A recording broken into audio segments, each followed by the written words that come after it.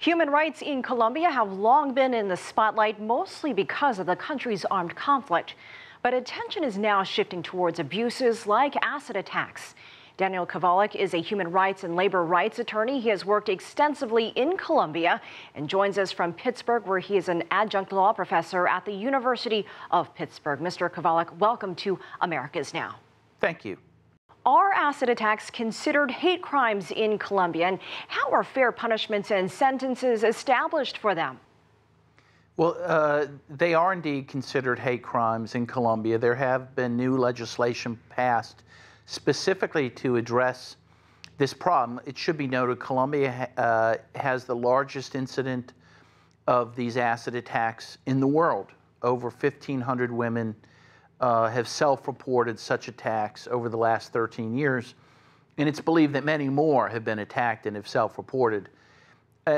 While it is considered a hate crime, and they have tried to pass legislation to deal with it, like most crimes in Colombia of this nature, there's large impunity for such attacks.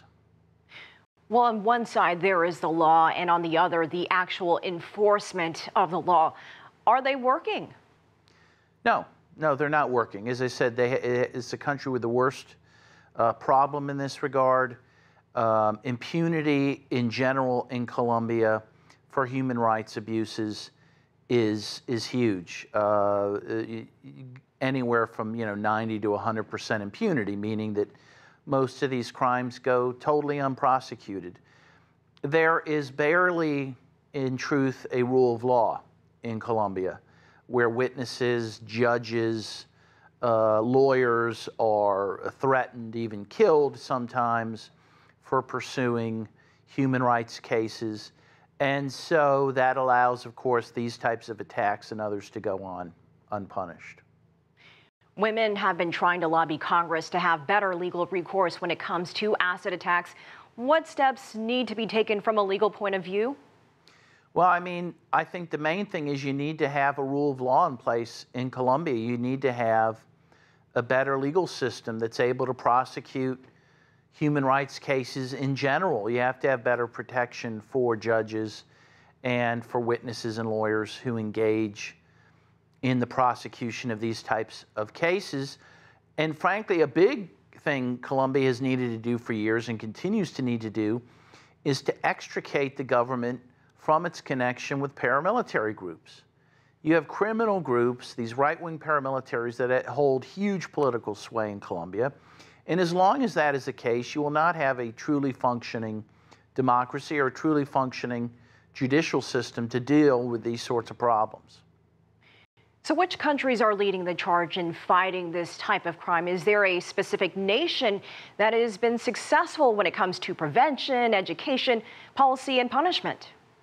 Well, I'd say most of the countries that you look at who have this problem are countries that are not good at punishing these things. Afghanistan, Bangladesh come to mind. These are countries, again, in general, that have pretty broken judicial processes. And so I would say the countries that experience this problem, by definition, are not good at confronting them.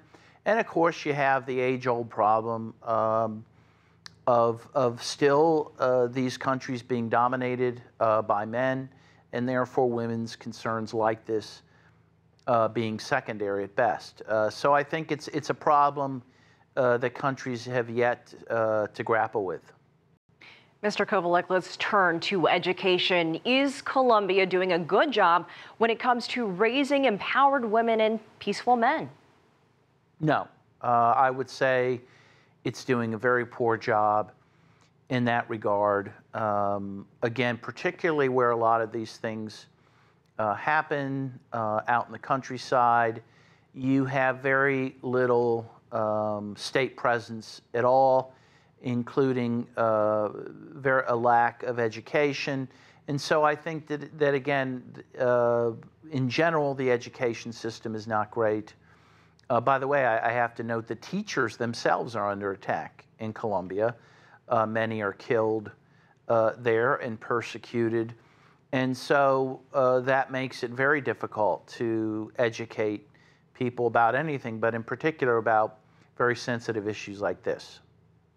And when it comes to everyday life, are these female victims getting the same or any opportunities as other citizens, or are they really facing a lot of discrimination?